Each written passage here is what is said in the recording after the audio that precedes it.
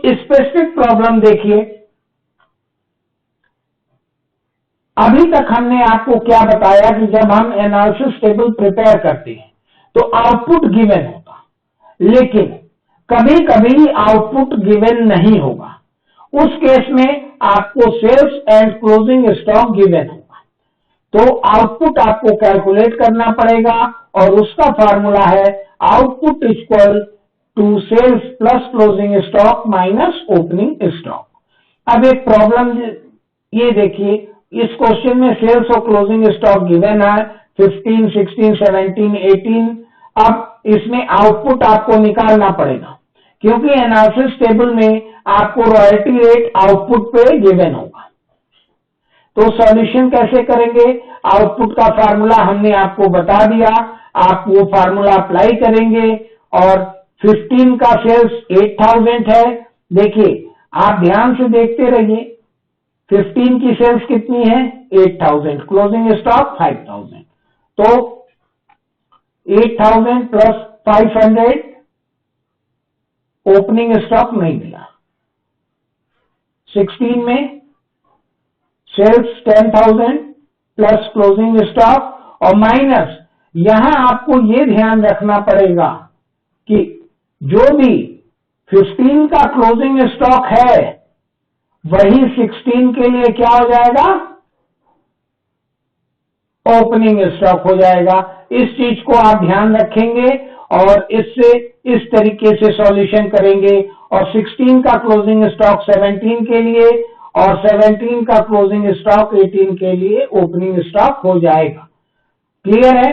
अब इस हिसाब से आप करेंगे तो देखिए, इसका क्लोजिंग यहां ओपनिंग हो गया, इसका क्लोजिंग यहां, इसका क्लोजिंग यहां। अब आपको सॉल्यूशन मिल गया, मींस आउटपुट आपको मिल गया, उसके बाद आप सॉल्व कर देंगे। नेक्स्ट जो प्रॉब्लम है उसमें आप ये देखेंगे, कभी कभी रॉयल्टी ही नहीं गिवन होती, रॉयल्टी रेट ही नहीं गिवन होगा और गिवन क्या होगा? मिनिमम रेंट और शॉर्ट वर्किंग या सरप्लस।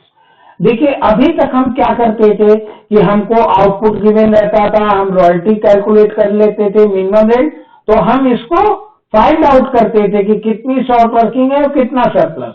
अब कभी कभी क्वेश्चन में शॉर्ट वर्किंग गिवन होगा और रॉयल्टी गिवन नहीं होगी या आउटपुट गिवन नहीं होगा, तो हम रॉयल्टी आउटपुट की हमें जरूरत ही नहीं है, हमें तो रिकूप्ड अनरिकूप्ड इन्हीं तीनों कॉलम से करना है। या आप एक काम इसमें और कर सकते हैं कि जो हमने शॉर्ट वर्किंग का फार्मूला आपको बताया था, short working equal to minimum rent minus royalty.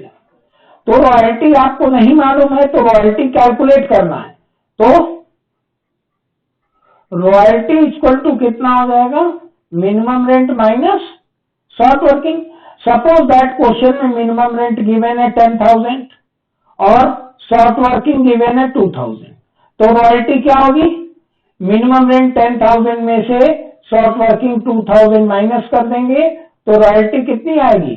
Royalty यहां 8,000 आ जाएगी। क्लियर? तो अगर शॉर्ट वर्किंग या सरप्लस में से कोई भी एक दिया है तो आप रॉयल्टी कैलकुलेट कर लीजिएगा और उसके बाद अपना क्वेश्चन स्टार्ट करिएगा। तो दो प्रॉब्लम आप क्लियर कर लीजिए कि अगर आउटपुट नहीं दिया है तो कैसे करेंगे और रॉयल्टी नहीं दिया है, शॉर्ट वर्किंग सरप्लस दिया है, तब कैसे करेंगे। और बाकी तो आगे का कॉलम एज इट इज है। अब ये एक इंपॉर्टेंट टॉपिक है सबलीज। सबलीज देखिए होता क्या है कि ए ने बी को एक एग्रीमेंट किया, टर्म्स ए टू बी में फिक्स हो गई, ये तीनों चीजें। देखिए सबलीज में होता क्या है, ये एक लैंड या कोल माइन थी और इस कोल माइन को ए ने बी को दे दिया। ए यहां पे क्या है? लैंडलॉर्ड और बी लेजी हो गया और ये टर्म्स गिवन है कि royalty rate 1 rupees, minimum rent 10,000, short working recoup first 5 year.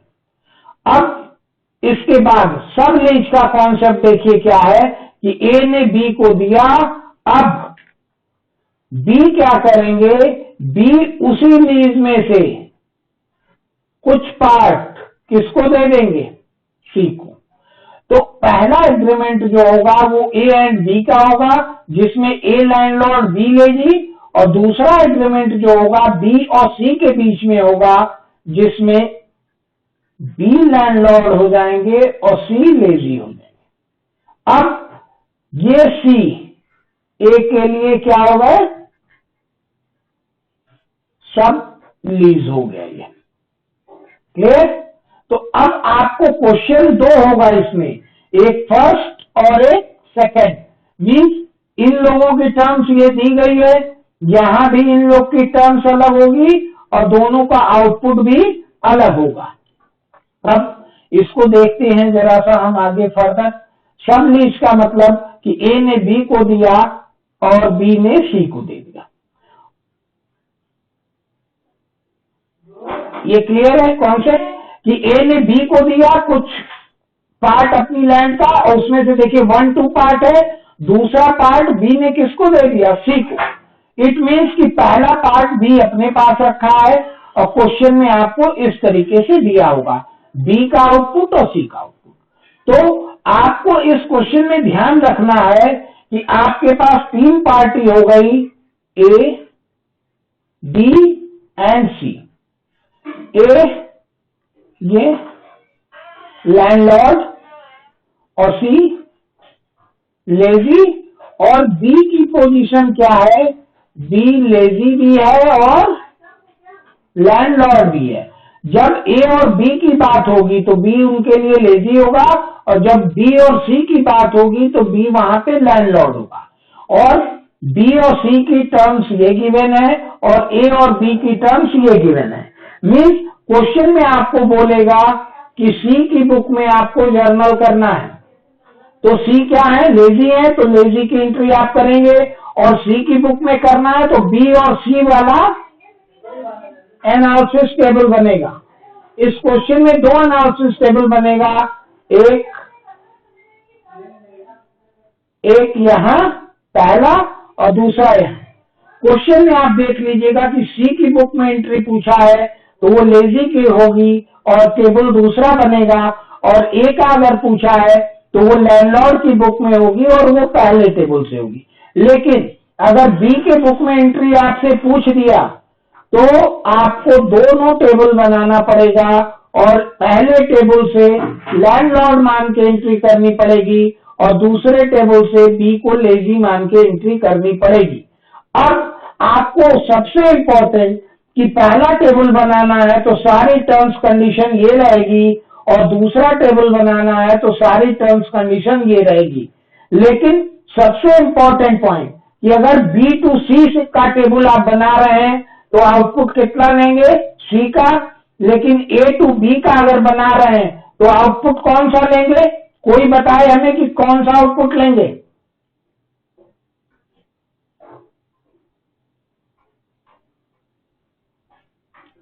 बोलिए। अगर हम बी टू सी का बना रहे हैं तो आउटपुट सी का लेंगे, ए टू बी का बनाएंगे टेबल तो आउटपुट कौन सा लेंगे,